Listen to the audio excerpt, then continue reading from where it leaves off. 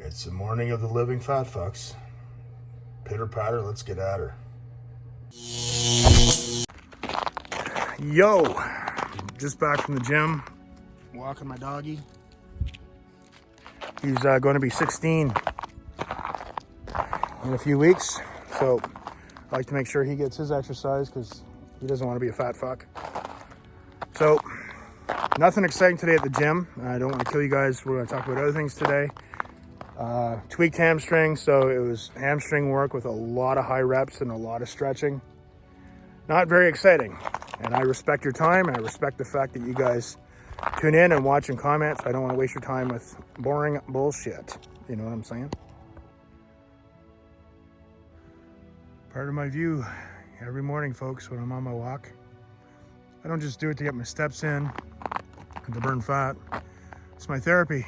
I think of things, the future, my workouts, this YouTube channel, and get all my thoughts out of my head. When I was really overweight and sick, I've mentioned this before, my sleeping was so bad. I was a night owl, and then sometimes I'd sleep in until 9 or 10 in the morning. And you're like, oh man, I've wasted my day. And this is part of my motivation. You'll find different motivations build up when you start the journey for health. Mental health, physical health, eating good, working out. And this is part of my routine, man. I love this. And getting to see this every day, there's something invigorating about it, maybe. Makes me really appreciate things at 50 years old. But I do have a question for you guys, and we're just going to be perfectly honest. Let's keep it real. I own all my mistakes in life. I own them. Doesn't matter. I've been learning to chew on that big old shit sandwich and smile. But one of the things I find when you're 50, you just, all of a sudden, just all your life regrets really hit you, and you're like, why did I do that? What the fuck was I thinking? Duh.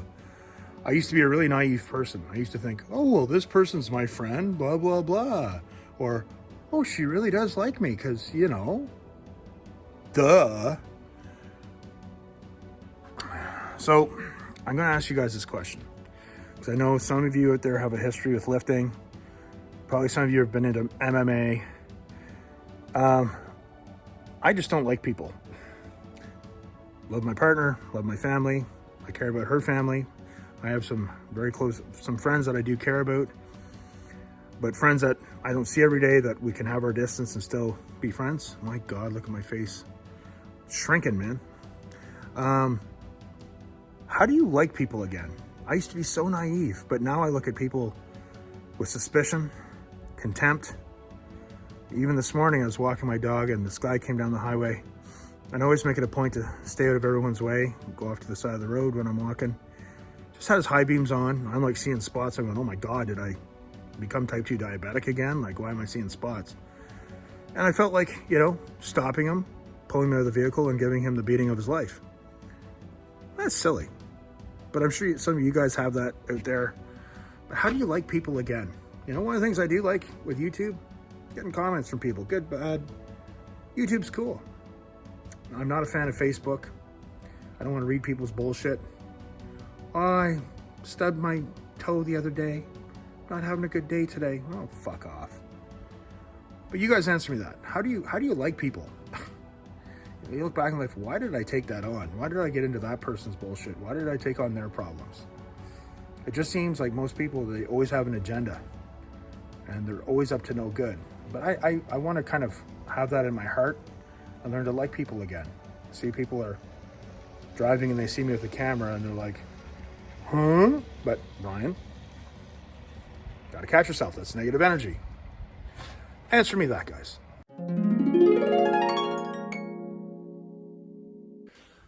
Friends, how the hell are you? I'm doing a video in the kitchen. What do you think of that?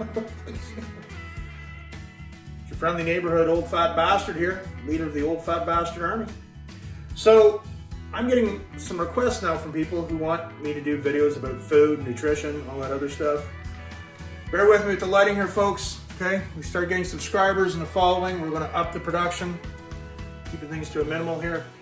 So One of the things I've learned in this journey so far is to trust my instinct when my body talks to me.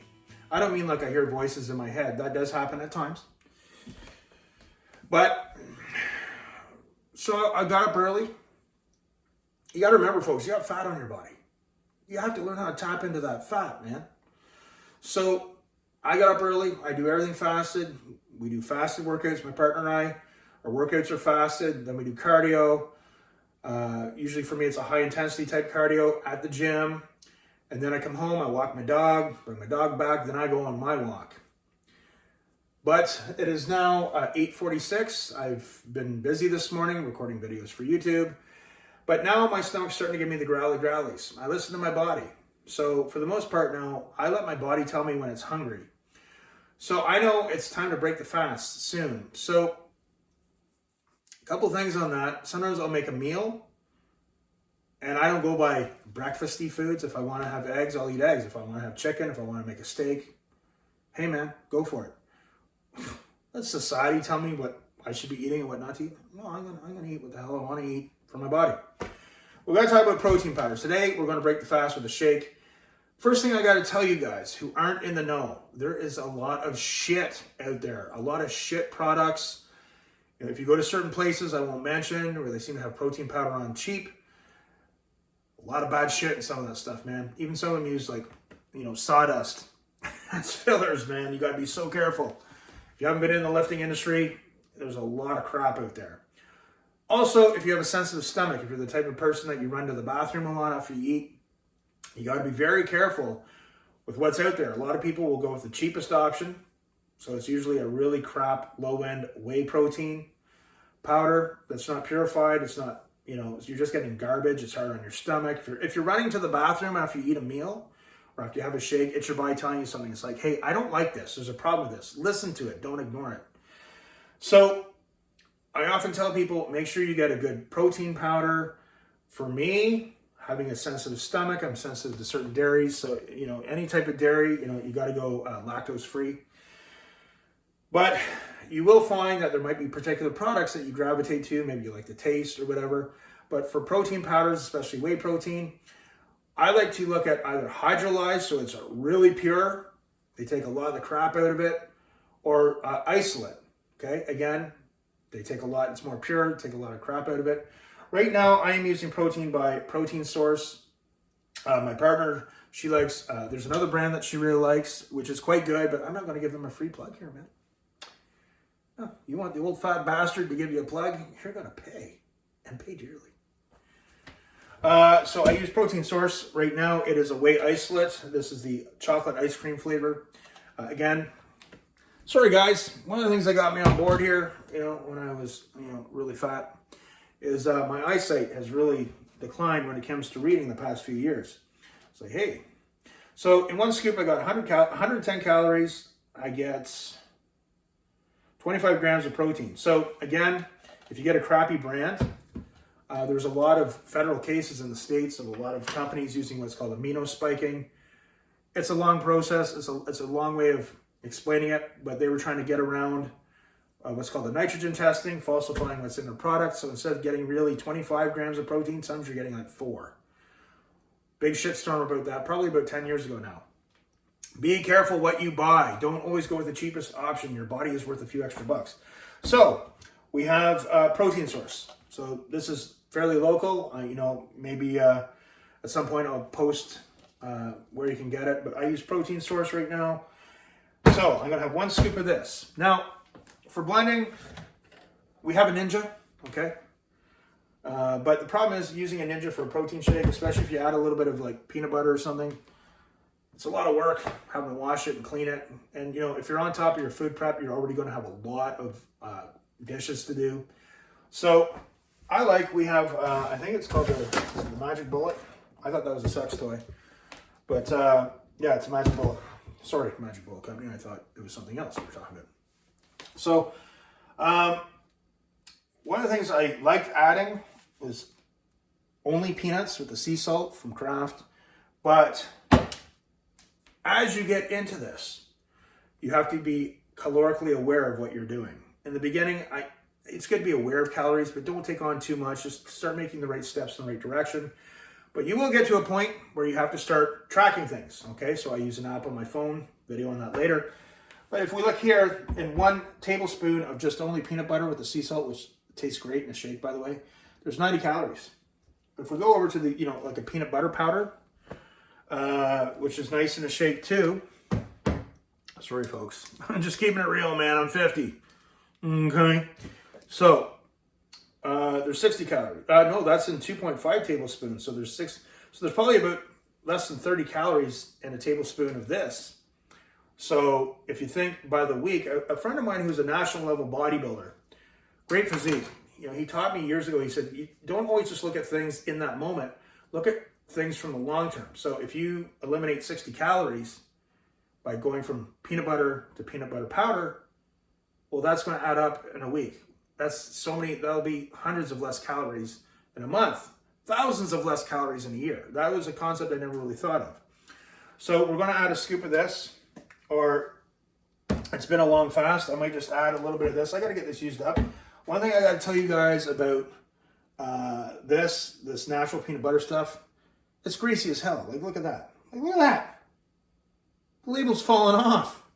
How many things of peanut butter you pick up and the label just kind of falls off because of grease? Okay, so magic bullet, very simple to mix. Okay, this is what I do.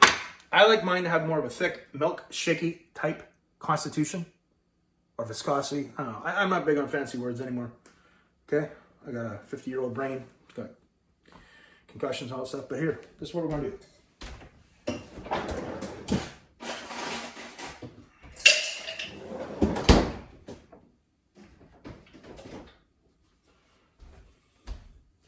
2 ice cubes. I add a little bit of water.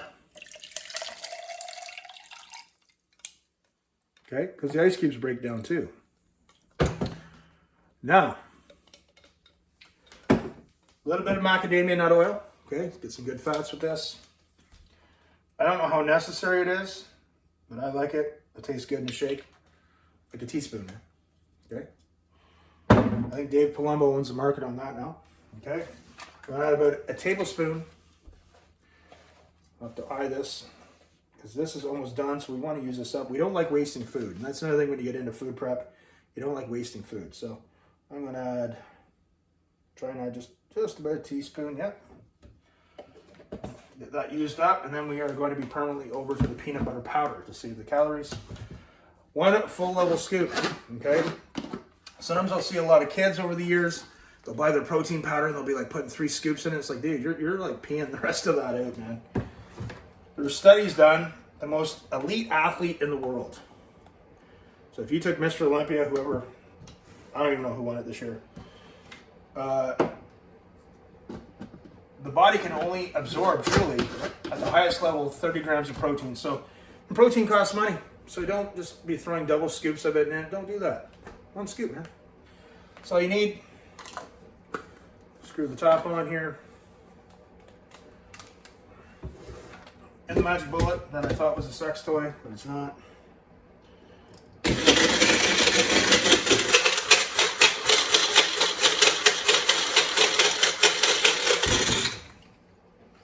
There you go.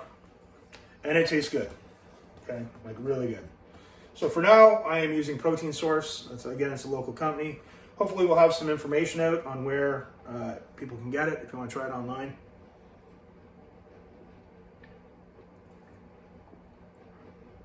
That is a good protein shake, my friends.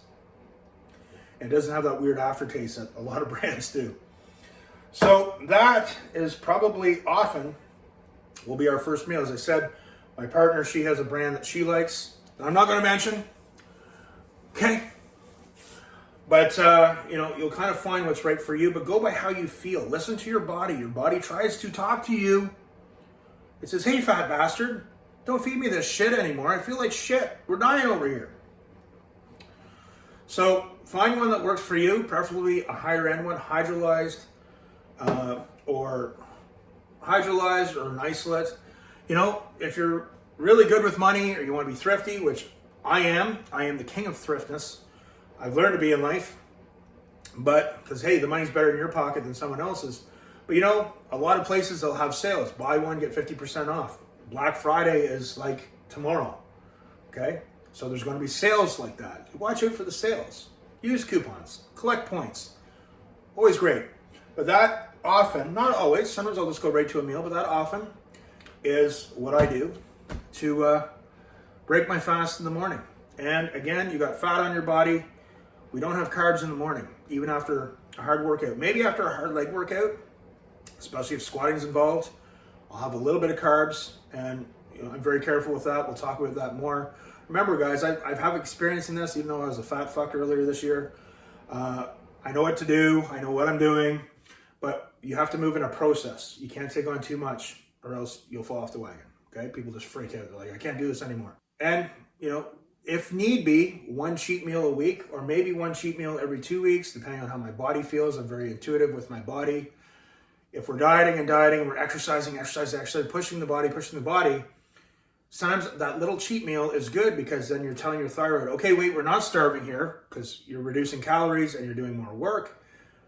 We have an influx of calories coming in, so it kicks the thyroid up again, right? That's one of the theories. But again, disclaimer, you know, if you're going to make some changes in your life, healthy eating, watch what you're, you know, exercising more, you know, consult with your local physician, consult your doctor. Look at your doctor. If he's a fat fuck, say, hey, I'm not going to take your advice, you motherfucker. Just kidding. Always go check out with your local physician first. Make sure you're healthy, everything. Disclaimer for the channel. Remember, guys, this is my therapy.